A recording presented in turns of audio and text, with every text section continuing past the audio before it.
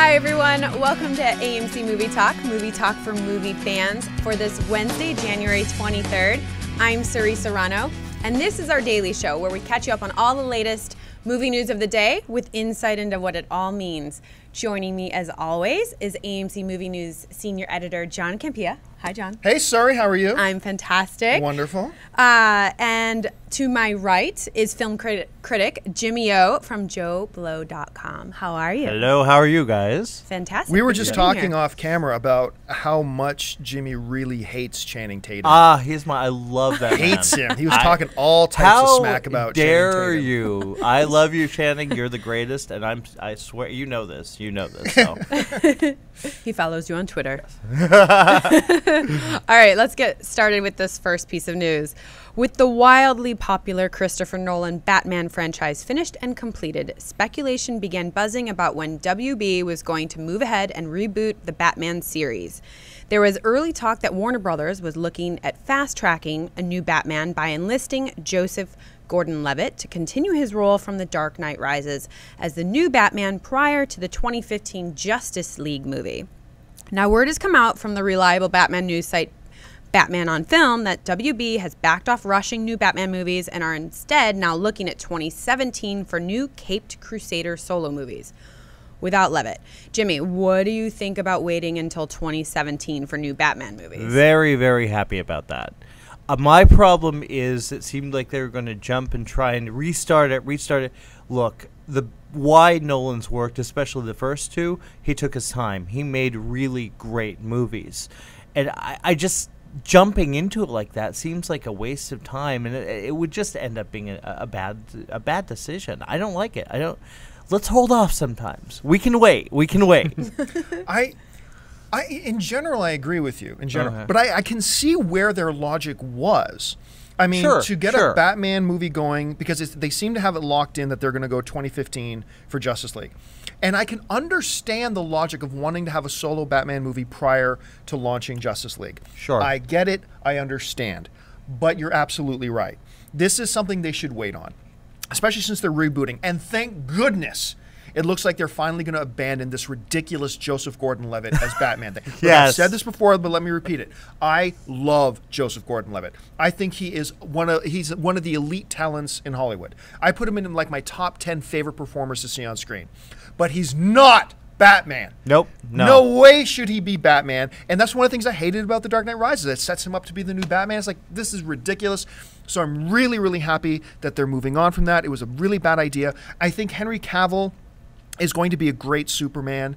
And I think where they go with Justice League and I think what's going to firm up their decision to wait until 2017 is to see how Man of Steel does. If Man of Steel absolutely bombs, I think they're going to rewrite their plans for Justice League. Because right now I think what they want to see is Man of Steel do well and be good. And if it is, although nobody said it officially, I believe we're going to see Cavill as Superman in Justice League, and then they're going to go from that point on.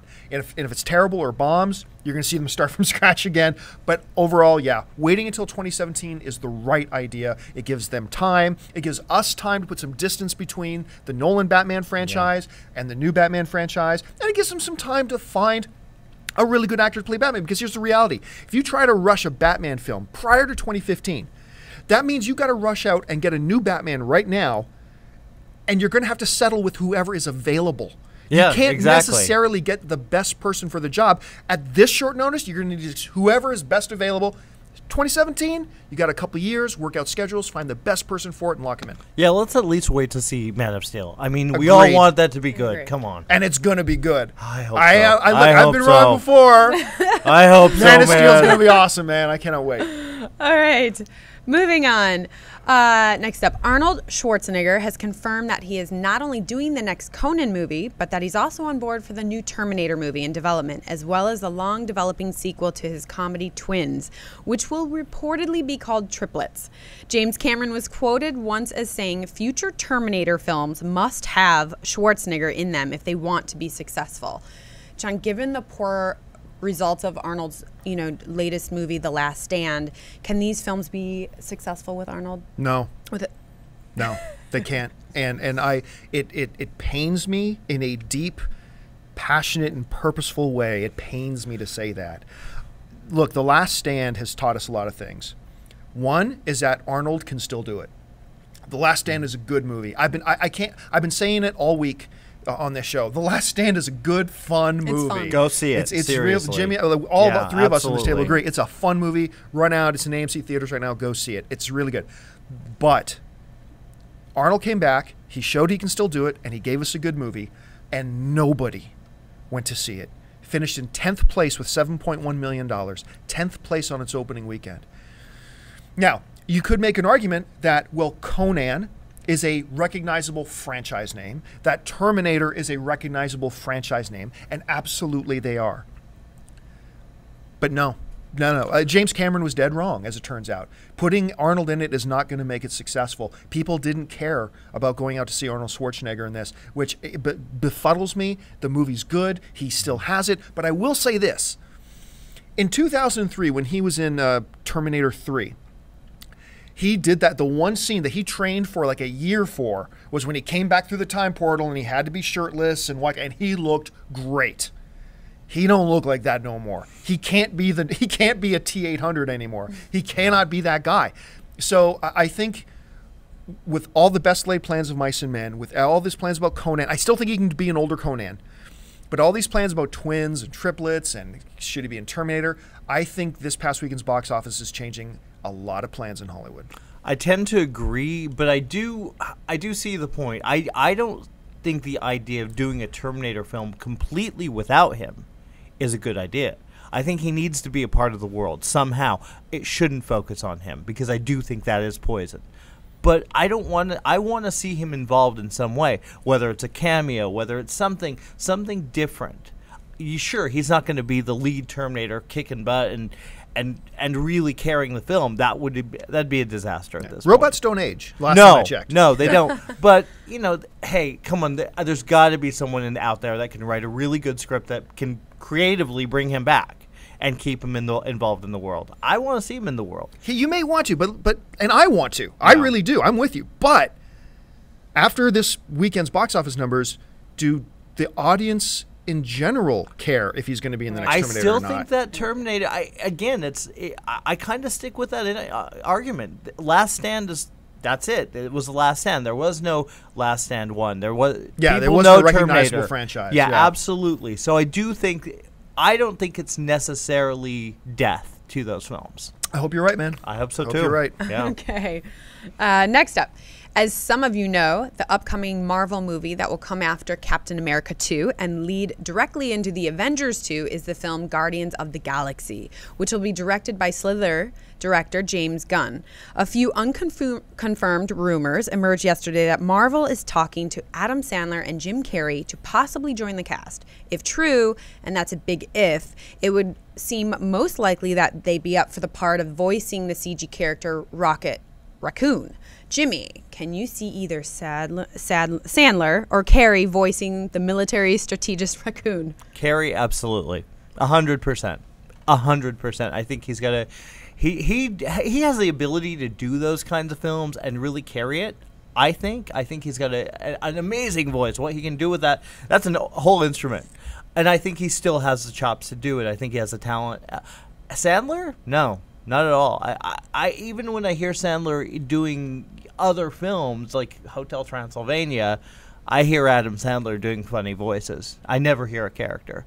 So yeah, absolutely. I'm a crazy raccoon. Yeah, really. Yeah, I mean what seriously, that's what I would see. No, not at all. I'm not thrilled with either one of these names for Rocket Raccoon because I'll be honest. When I think of Rocket Raccoon, the voice I hear in my head, speaking of James Gunn, who directed Slither, is one of his stars from Slither, Michael Rooker. Absolutely, I hear that voice. That it just it all depends. We've never had a voice incarnation of Rocket Raccoon because he's only ever been on the comic book page, so he can sound like anything. But when I read Guardians of the Galaxy, that's kind of the voice I hear. So I'd love to see that. Jim Carrey's a gifted voice artist. Yeah. So he could do it. So I'm not going to go, if they say it's Jim Carrey. I'm going to be really kind of taken aback if it's Adam Sandler. Yes, absolutely. I just don't see that happening or working in any way, shape, or form. But yeah, Carrey, I could get in that, but I'd really rather see, with that James Gunn connection, I'd rather see Michael doing that voice because I think that would be I think that would be awesome. That would be amazing. Yeah, I think that would be really great. I agree.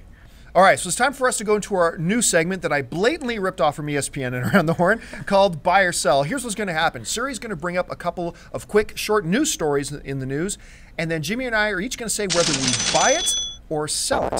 So, Suri, what do we got? All right. It's being reported that Dwayne "The Rock" Johnson is lined up to produce and star in a family adventure film, Teddy Bear, based on a piece of fantasy art showing a small teddy bear valiantly defending his sleeping human child owner as she sleeps from a menacing night creature. John, buy or sell The Rock doing Teddy Bear? I am so over The Rock doing family-friendly films. I do not want another Witch Mountain. I do not want another Tooth Fairy. I do not want another Mystery to the Jungles of the End of the Universe. I don't want. I will say this though, that one film, I can't remember the name of it off the top of my head, about where he's a quarterback and he's got the daughter that he's got took. That one was kind of cute. That was cute. But and this piece of art is great. But overall, I'm going to say I sell it. Okay. You know what? I wanted to disagree with you. I wanted to say yeah, sure, but no way, sell. No way. I just have nightmares about the Tooth Fairy, you know? I can't unsee that. Okay. This weekend, the new fantasy action film Hansel and Gretel, Witch Hunters, opens in AMC theaters everywhere. You already know the film features Avengers and Bourne Legacy star Jeremy Renner. But what you may not realize is that the film is rated R. Jimmy, buy or sell Hansel and Gretel, Witch Hunters going with the R rating? Buy. Why not? It worked for Underworld. It worked for Resident Evil. And that's kind of what it looks like. It doesn't look like necessarily. At first I thought kind of a Van Helsing kind of feel. But no, I'd rather go see an R-rated Hansel and Gretel. It sounds like a lot of fun. I am going to buy it despite everything you just said, because Van Helsing, awful. It's got a Van Helsing. No, I hated Van Helsing. Yeah. It's got a Van Helsing and Abraham Lincoln Vampire Hunter kind of feel. Yeah. Both of them are terrible. Going with the R rating, going for the over-the-top ridiculous violence, that seems to be the avenue they should go, so I'm going to buy it. Yep. Okay. Moving on, Leonardo Dicaprio has 2 films coming out in 2013, The Great Gatsby and the Martin Scorsese film, The Wolf of Wall Street. If you're a DiCaprio fan, you may want to make sure you go out to see those as soon as you can, since the actor is now claiming he'll be leaving the movies for a while after Wolf of Wall Street. He's quoted as saying, "I'm a bit drained. I'm now going to take a long, long break. I've done 3 films in 2 years and I'm just worn out. I would like to improve the world a bit." John, buy or sell DiCaprio deserving a long hiatus? If it was almost anybody else, I'd say get over it, but I'm going to buy this. I think DiCaprio is one of the best and hardest working actors in Hollywood. He's very prolific, puts out a lot of great high quality films, but he's got a Bono side to him too, where he actually legitimately is one of these guys who wants to use his fame and money to try to improve the world, so I buy it. You know what? I'm kind of going to sell this because I don't think he's going to actually step away. I think it's, a lot of actors say this and a lot of things, you know, I've worked hard, I did 3 movies or whatever. And no, I actually respect. I agree. He does try to do things. He tries to better the world, but you know, I don't think so. I think we're going to hear from him at least as a producer, at least something. I don't think he's out of it yet. I buy it. I do. All right, folks, that will do it for us. But listen, while I got you, before you do anything else, stop. Take a second and click that subscribe button. Become one of our subscribers to our AMC Movie News YouTube channel. Keep you up to date on everything going on in the world of movie news, our editorials, and of course, our daily AMC Movie Talk show. And while you're at it, if you want an audio-only version of our show, so you can listen to it in the car or at work or whatever, hop on over to iTunes Podcasts and just search for AMC Movie Talk. You'll find a video and an audio-only version there. Follow us on Twitter at twitter.com/AMC Theaters. Like us on Facebook at facebook.com/AMC Theaters. And once again, click that subscribe button and hop on over to amctheaters.com 24/7 to get your theater, showtime information, and your movie tickets, like going to see The Last Stand, which you should. I want to thank once again film critic from JoeBlow.com, Mr. Jimmy L. Thanks, Jimmy. You. Yeah, it was fun. And our very own Suri Serrano. Thanks, Suri. Thank you. And thank you guys. So until tomorrow, my name's John Campia. Bye-bye.